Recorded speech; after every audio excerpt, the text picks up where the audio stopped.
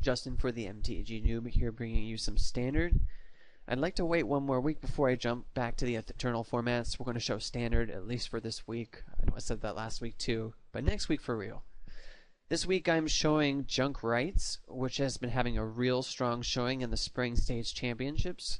This particular list won first place in New York a couple of days ago. Is actually a little bit different.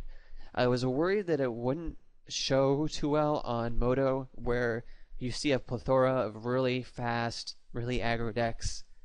So what I did is I substituted one Acidic Slime, one Disciple of Bolus, one Deathrite Shaman, and two Fiend Hunters, which were all in the main, for 3 Centaur Healers and 2 Lotleth Trolls.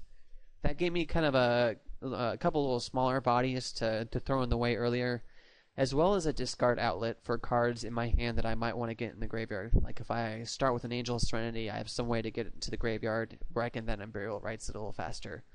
So I like those changes. I think they probably make for a little better showing online. Maybe the meta where he was required something else.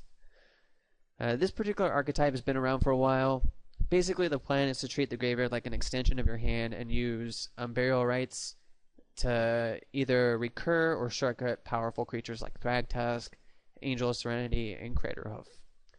Let's take a look at some of the newer unique qualities of the deck.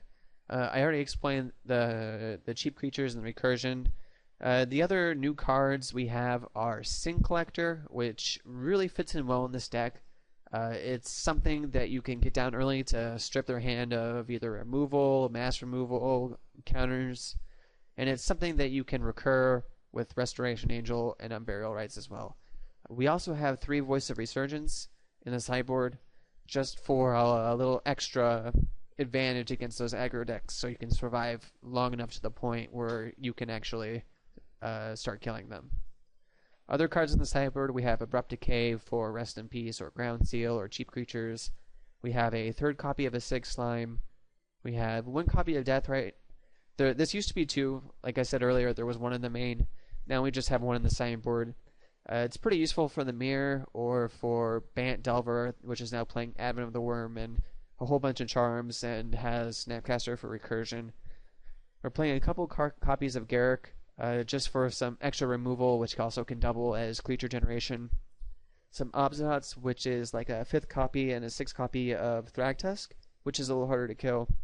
We have Ray of Revelation, which is a little narrower version of Abrupt Decay. We have a 2nd copy of Sever, and then I explain the rest. So I happen to like this list a lot. I think it's really useful for online. We did pretty well today. I won't say anything more than that. So let's go ahead and jump into some matches.